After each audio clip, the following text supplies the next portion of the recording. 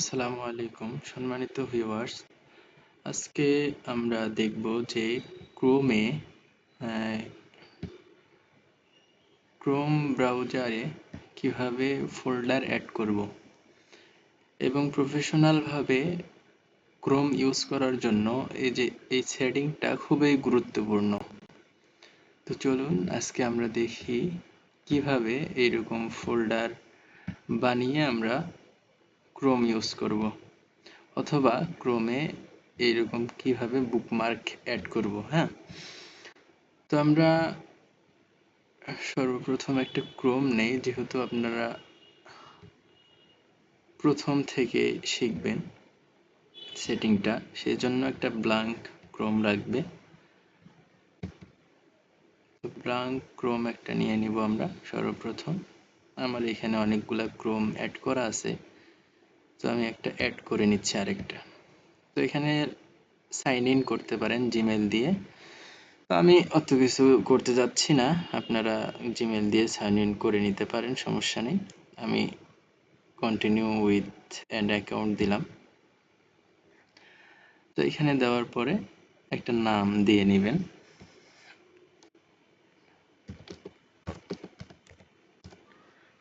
একটা নাম দিয়ে নিলাম, এখন ডান।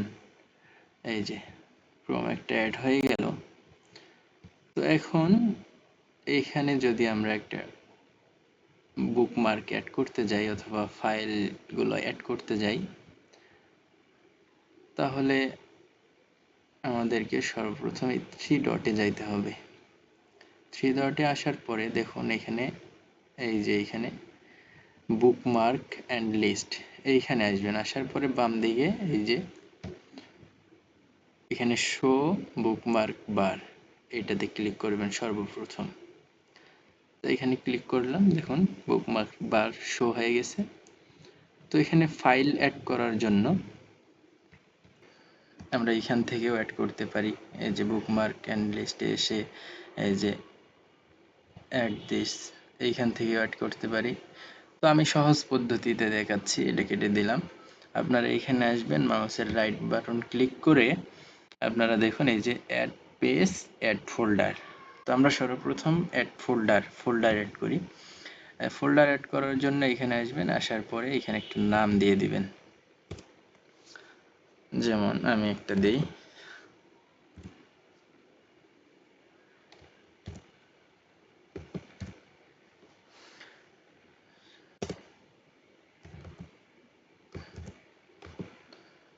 সোশ্যাল মিডিয়া দিলাম।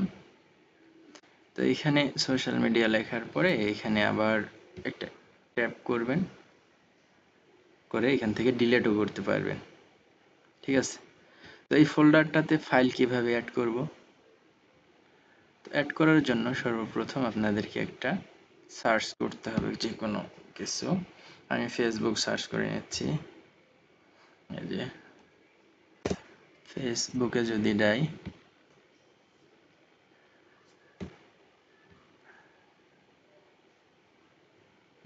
ফেসবুকে আসলাম, এখানে লগ ইন করে নেবেন।